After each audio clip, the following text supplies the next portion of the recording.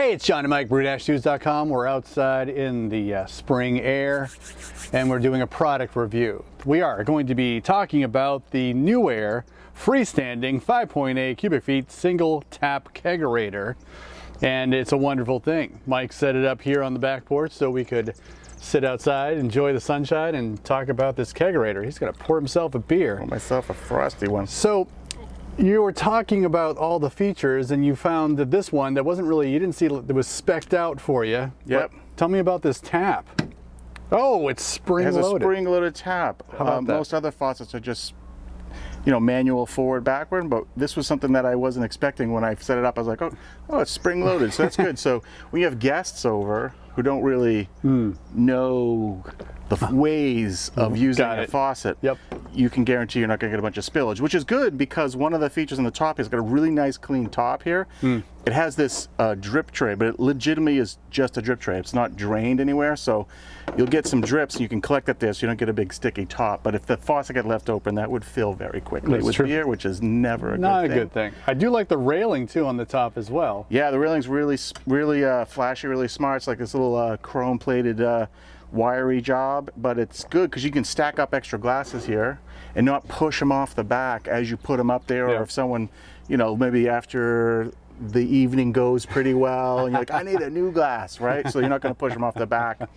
Why is that a problem? Well, the cool thing about this, we'll start from the outside here, is they have this really great mounting rack, and I have some B-roll for that, for the CO2 canister in the back of the fridge. The only downside to that is that it does sit away from the wall a good, 10 inches. But that's okay because you also do need air circulation from the compressor in the bottom anyway, but I don't mind it. It's got a really slick in the back. It's got 2 ports. So if you had 2 CO2 canisters or 2 regulator lines or maybe different pressures, it's got 2 ports for the line in the back, and it has a really cool, really tight, I dropped it, rubber stopper for the 2 holes. Right, so that's really cool. I really thought that's great. So it helps keep air leaks, and the gas line fits pretty tight through the hole, so you're not getting like loss of refrigeration there.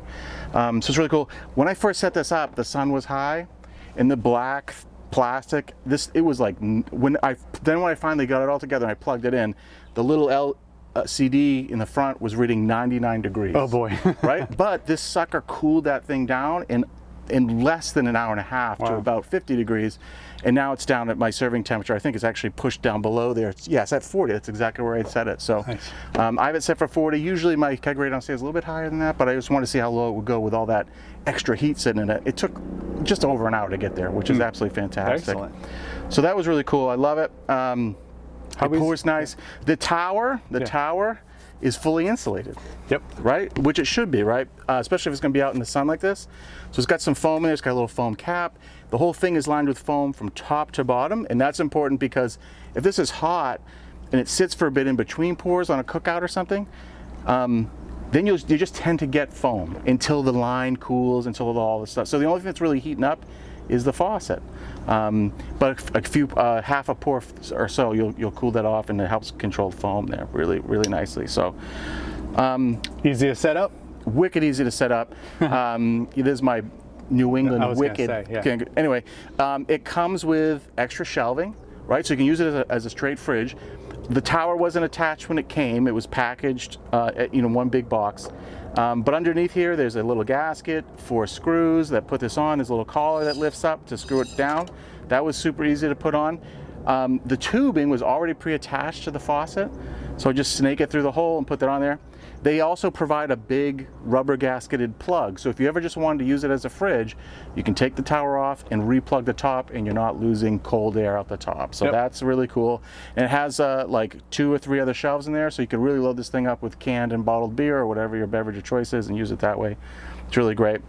Temperature range will go down to 32 all the way up to, I think it said 75. Okay. Right, which you wouldn't want to go that high, but as a home brewer, right? Maybe you want that temperature control for throwing a fermenter in there too, right?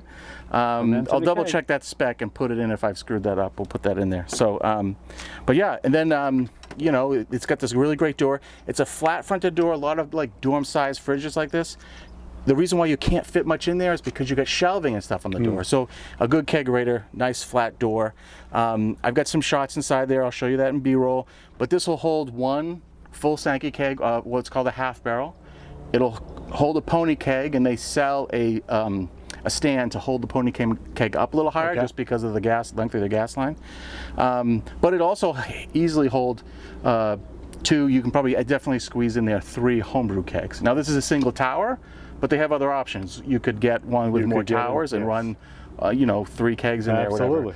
I personally like the idea of having 2 kegs, and then you've got your 3rd keg conditioning from whatever you brewed until you're ready to switch out. Oh, that's great. Right? So that's pretty cool. I don't think I mentioned this already, but it also comes with some really great, fairly heavy-duty casters for all 4 corners, so you can wheel it around easily too. So if you had like a big, they have a big finished basement like I do, and maybe you want to move it around, or if you just to be able to clean around it too, really easy to move. Right now it has 2 feet on it and 2 small wheels in the back, so it's not hard to move around like this at all either. It just scrapes the ground a little bit, but that's not a big deal. I just want to add a little disclaimer. We are outside today because it's beautiful out. Yes. And it's the season for drinking beer outside, so I figured we'd get some natural light and shoot the video.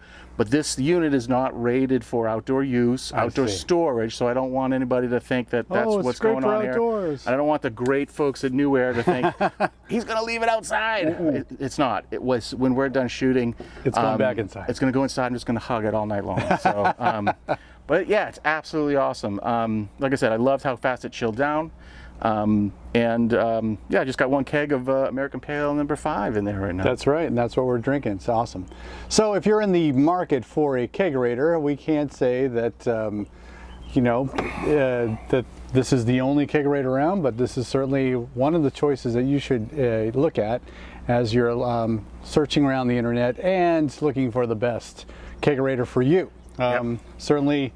I have had a NewAir kegerator at my workplace, so I know that it does a good job for those beer Fridays when those happen, usually every week. Yep.